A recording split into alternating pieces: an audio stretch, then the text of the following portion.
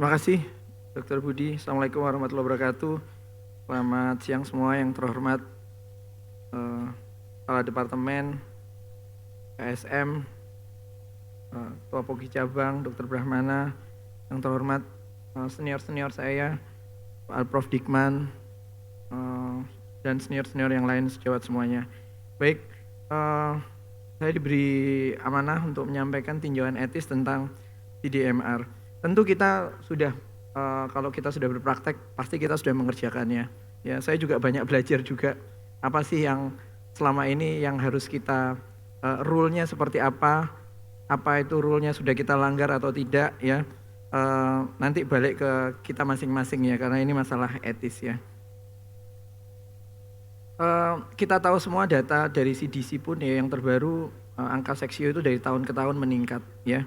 Di Amerika Serikat tahun kemarin tuh 31,7 itu dilakukan seksio, dan yang menarik ya, yang ibaratnya tanpa indikasi, tanpa kelainan atau kita sebut NTSV itu sekitar 25% ya.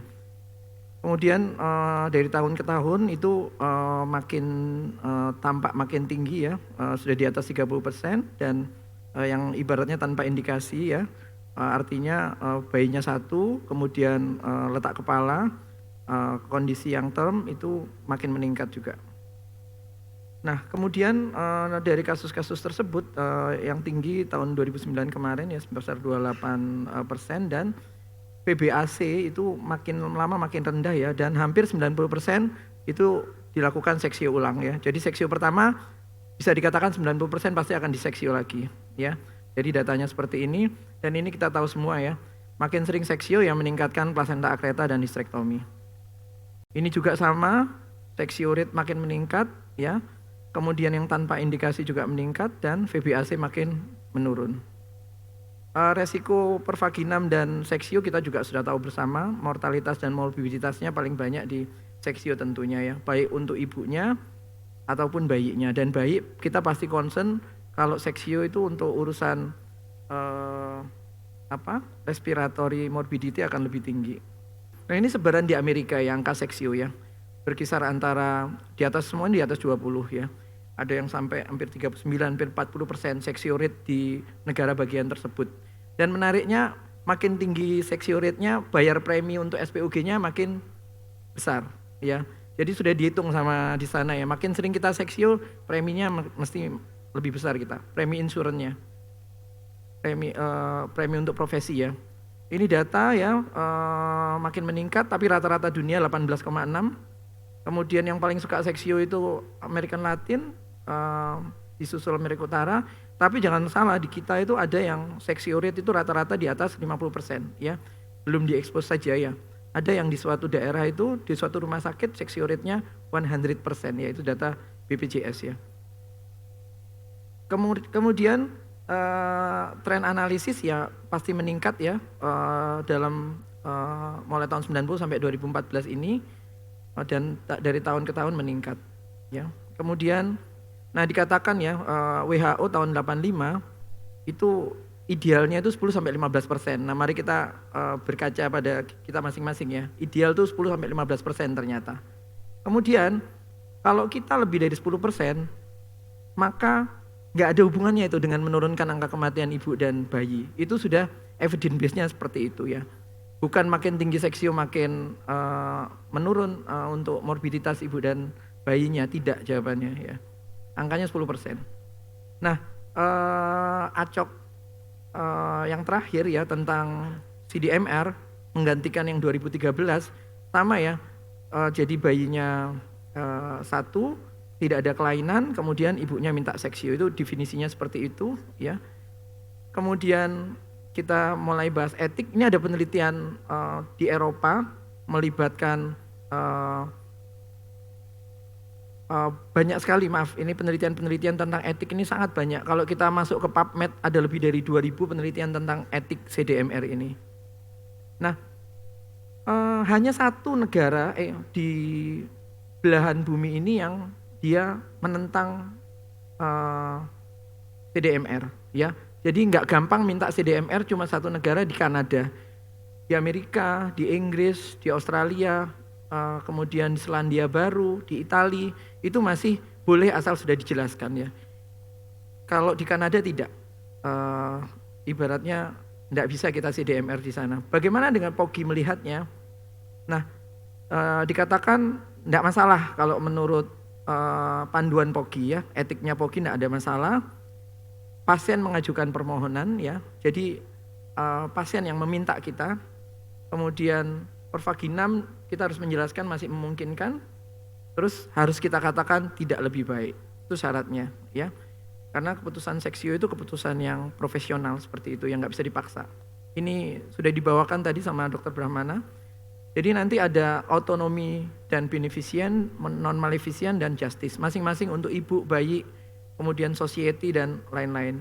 Ya, ini penelitian di Eropa ya, melibatkan Inggris, Prancis, Italia, Sweden, melibatkan 1.530 SPOG. Sebagai partisipannya, kemudian dikasih simulasi kasus, wanita 25 tahun, 39 minggu, ya, kemudian dalam kondisi yang normal ya, bayi ibunya semua normal, kemudian sudah dijelaskan bahwa pervaginam lebih baik, tapi ibunya minta seksio. Apa jawaban dari 1.500 SPOG di Eropa ini?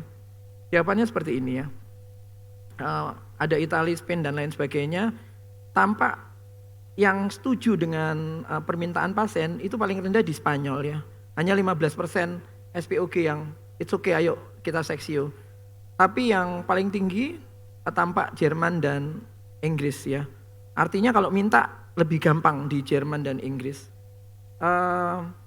Apa alasannya yang setuju itu? Nomor satu yang kebanyakan adalah ya menghargai karena permintaan otonomi ya. Yang kedua adalah menghindari problem ya. Di kemudian saat kita nggak menuruti si ibunya, kemudian yang paling di-concern juga legal aspek. Takutnya saya kalau nggak nuruti nanti ada masalah hukum. Kalau misalnya pervaginam membawa masalah, ya. Ini member ya, beneficient non-maleficient ya, digabung jadi satu. Ibaratnya kerugian hanya dapat dibenarkan jika tidak dapat dihindari ya.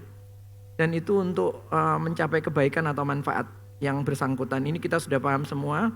Bagaimana tinjauan untuk ibu hamilnya masalah beneficient non-maleficient ini? Ibaratnya kita harus hati-hati ya, karena pengalaman persalinan itu bisa berdampak negatif ke ibunya ya, ke tenaga kesehatan atau ke anaknya yang sudah dilahirkan itu ya. Kemudian hati-hati ya, operasi pervaginam dikatakan seperti itu. Operatif pervaginam atau seksio emergency itu malah luarannya lebih jelek daripada yang sudah direncanakan aja dari awal, seperti itu ya. Kemudian kita tahu bahwa seksio itu bukan tindakan yang sederhana ya. Tentu angka morbiditas dan mortalitasnya jauh lebih besar. Kemudian misalnya ketakutan ibu akan masalah organ pelvik, sudah disebutkan bahwa itu tidak high quality evidence ya. Apa pervaginam jauh lebih bermasalah, masalah inkontinen atau prolap organ panggul, tidak ya. Dikatakan not based high quality evidence. Kemudian untuk menghindari rasa sakit bisa painless labor, sepakat ya. Kemudian kadang-kadang pertimbangan masalah waktu, dok saya mau seminar di luar negeri, dok saya mau dilahirkan ya, masalah waktu yang dia concern ibunya. Terus bagaimana dengan bayinya ya? Bayi tadi sudah masalah pernafasan untuk seksio lebih besar ya, masalah pemberian ASI gara-gara seksio lebih besar daripada pervaginam. Kemudian untuk dokternya sendiri ya, bisa merugikan atau menguntungkan dokternya. Kemudian komplikasi bisa terjadi saat kita menolak CDMR misalnya ya, itu bisa merugikan dokternya. Kemudian ini saya katakan tadi kalau di Amerika preminya untuk bayar perlindungan dokternya meningkat gara-gara meningkatnya by request ini. Kemudian tadi studi di Eropa takut akan konsekuensi hukum kalau tidak menuruti seksio ya. Kemudian walaupun kadang-kadang kita sudah menuruti seksionya, bukan berarti nggak ada masalah di litigasinya ya. Kadang-kadang kita sudah nuruti seksio, terjadi komplikasi, ya tetap bisa dibawa ke pengadilan ya. Jadi semua atas bawah kita ibaratnya bisa kena. Kemudian bagaimana dengan kalau kita ya yang pembayar ya anggap aja BPJS ya, karena 95% kita pasiennya BPJS. Dokter Manggala sudah pusing tuh bagaimana negosiasi dan lain sebagainya ya, karena memang resource-nya terbatas ya, pendanaannya juga terbatas. Karena seksio pasti biayanya lebih tinggi daripada pervaginam, itu juga terlihat ya dari klaim-klaiman kita. Bagaimana dengan masyarakat ya? Pasti dikhawatirkan ya tingginya angka seksio makin padahal WHO mengisyaratkan 10-15%, sangat dikhawatirkan. Kemudian kita itu sudah update ilmu, guideline, semua pervaginam lebih baik, tetapi ya tetap aja seksio karena permintaan ini meningkat ya, kita susah menurunkannya. Kemudian ini yang dikhawatirkan ya sama guru-guru kita juga ya, nanti lupa vakum itu seperti apa, forceps seperti apa, Prof. Dikman yang ngajarin semua tindakan operatif itu hilang semua kita, karena apa? Semua diselesaikan dengan seksio ya. Terus bagaimana dengan autonomi? Semua yang terlibat ya. Jadi autonomi ya, namanya kebebasan ya, menentukan keinginannya ya. Jadi mau didengar, kemudian harus dihormati atas pilihannya. Itu isu tentang autonomi ya. Untuk ibu hamilnya harus dijelaskan dulu ya, ibu hamilnya harus dijelaskan dulu tentang metode persalinan seperti itu, dan keputusannya pasti bisa berbeda-beda ya. Kita harus hormati itu ya. Kadang-kadang terjadi pertentangan, iki lho Bu isok normal, ibaratnya seperti itu. Tapi tetap kita hormati yang namanya autonomi itu tadi ya. Kadang-kadang memang bisa berdampak positif dan negatif ya. Untuk dokternya diingatkan lagi ya, option yang baik pasti untuk kepentingan terbaik ibu dan bayi. Alasan kita itu ya, Bu, resiko untuk ibunya lebih besar loh, nanti akreta dan lain sebagainya. Bayinya hati-hati saluran nafasnya terganggu dan lain sebagainya. Kemudian otonomi kita sebagai dokter ya, kita sudah sekolah dan lain sebagainya ya, kewajiban kita untuk memberitahu yang tepat ke pasiennya. Kemudian ilmu kedokteran kita, ilmu pembedahan itu suatu pembedahan itu harus butuh justifikasi ya, gak sembarangan ya, permintaan terus kita kemudian kita turuti ya. Kemudian ini tadi ya, kita itu boleh menolak seksio by request tuh ya, boleh, tetapi kita harus merefernya. Bu, saya tidak sependapat dengan keinginan ibu ya. Ibu, saya persilahkan untuk setelah dijelaskan tentunya ya, untuk second opinion ya. Kalau di kita, kalau minta ya pasti kita kerjakan ya. Gak mungkin kita akan seksio second opinion ya, hilang pasiennya pasti, gak balik ke kita. Kemudian BPJS ya pasti ya, semua pendanaan di negara maju pun urusan seksio dan lain pelayanan maternal ini urusannya pembiayaan negara. Artinya mungkin yang lain akan protes ya, saya ikut iuran BPJS tetapi dana saya dipakai oleh wanita-wanita yang tidak ada indikasi ya. Wong bisa normal kok, itu kan ngurangi apa yang saya bayarkan, ibaratnya seperti itu ya. Dan concernnya meningkat ya. Oke. Justice pasti semua butuh keadilan, artinya kita perlakukan sama, nggak boleh kita membeda-bedakan, sama-sama ya, sama-sama pasien BPJS-nya misalnya, nggak boleh. Akses itu juga pasien center care ya. Jadi masalah justice itu tadi ya balik lagi ya, semua boleh mengakses kok, nggak boleh kita batas-batasi. Kemudian apakah by request ini termasuk kebutuhan dasar? Nah itu kita dipertanyakan seperti itu ya. Karena kalau ini kebutuhan dasar pasti akan banyak diperdebatkan ya.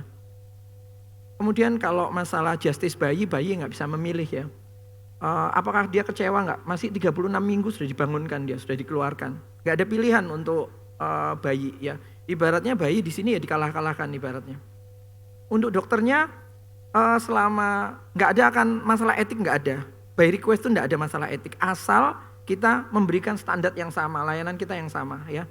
Paling nanti masalah legal, urusan legal ya, urusan hukum positif kita kalau bermasalah juga ya. Kemudian di lingkungan yang berbeda ya, misalnya di Surabaya ini by request jarang bermasalah hukum ya, artinya kita lebih mudah ya, tapi daerah-daerah tertentu mungkin tidak seperti itu ya. Kemudian waktu habis ya, masalah pendanaan itu juga ya, kalau dihabis-habiskan untuk ini ya, maka bisa jadi pelayanan yang lain akan terganggu ya, klaim-klaiman yang lain akan terganggu, terpakai untuk BPJS seksio semua yang bisa diminta terus ya. Transparansi, kemudian akuntabilitas itu tidak juga bisa menyelesaikan masalah by request ini ya. Kemudian biaya tambahan karena CDMR tentu berakibat ke mungkin grup-grup yang lain ya, kalau kita grouping tindakan ya kalau di dalam pembiayaan ya. Kemudian co-payment, bayar biaya lebih itu juga hati-hati ya, karena punya resiko etik di sini ya. Misalnya kalau request kemudian ada biaya tambahan dan lain sebagainya, itu juga kita diingatkan.